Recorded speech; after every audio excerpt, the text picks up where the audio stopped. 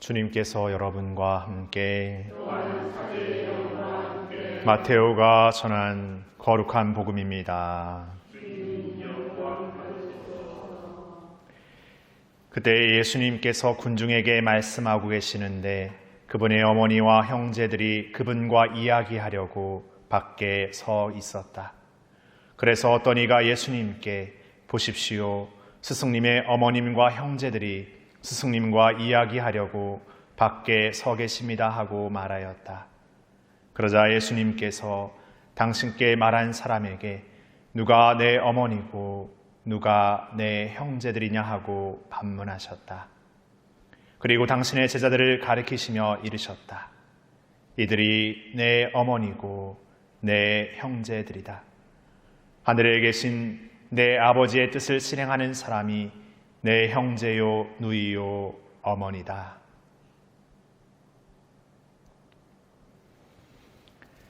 주님의 말씀입니다.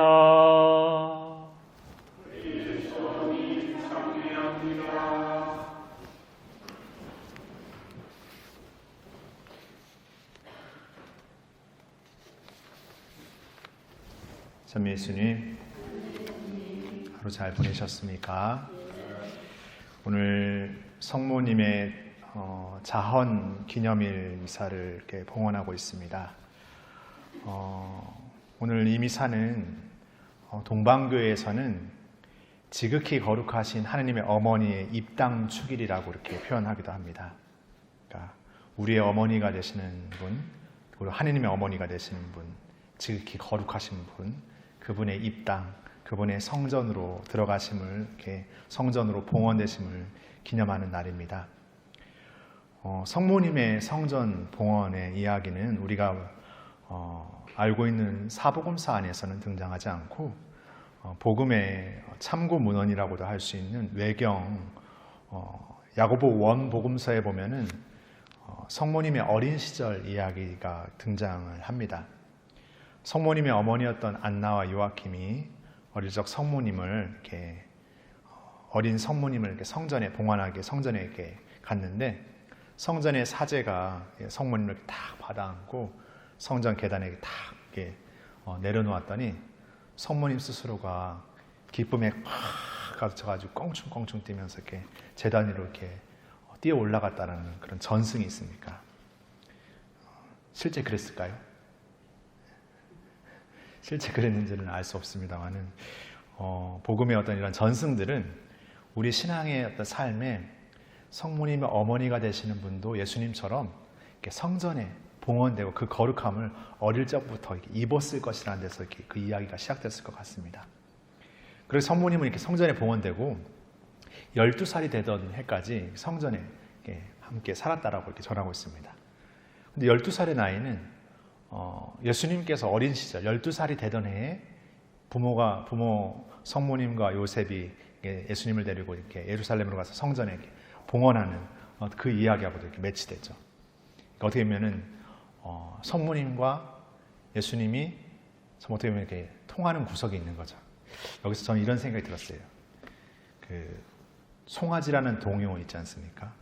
송아지 얼룩송아지 엄마 소도 얼룩소 엄마 닮았네. 그러니까 예수님이 참 그 봉헌되는 사건 안에서도 참 성모님과 너무 이렇게 닮았다. 성모님과 일치되어 있다. 그런데 오늘 복음은 어떻습니까? 성모님하고 그 형제들이 문 앞에 와서 이렇게 기다리고 있는데 성모님의 어머니와 형제들이 와 계십니다 하니까 성모님 앞에 묻는 이에게 누가 내 어머니고 내 형제들이냐, 마치 생의 어머니와 형제들을 이렇게 차갑게 배제하는 것처럼 이렇게 여겨지는 복음의 말씀입니다. 그래서 여기 있는 형제들, 하나님을 믿는 이들이 내 형제고 누이요 어머니다라고 표현하시는데 예수님은 다른 복음서에서 등장하는 어떤 모습 안에서 어머니, 생의 어머니와의 어떤 관계 안에서 어떤 생의 어떤 혈육적인 어머니에 대한 것을 거부하고 마치 어떤 신앙적인 것에만 포커스를 맞추지 않으셨습니다. 그러니까 예수님은 어린 시절 부모님에게 순종하면서 예수님 자신 스스로가 성전에 봉헌되고 성전에 살아가야 될 존재임에도 자신의 생애 가족들인 성모님과 함께 살았고 또 공생활을 시작하시면서도 예수님은 끊임없이 부모 공경에 대한 얘기를 강조하여 말씀하십니다. 오히려 신앙을 핑계대면서 부모 공경을 게으리하는 사람들을 호되게 꾸짖기도 하셨습니다.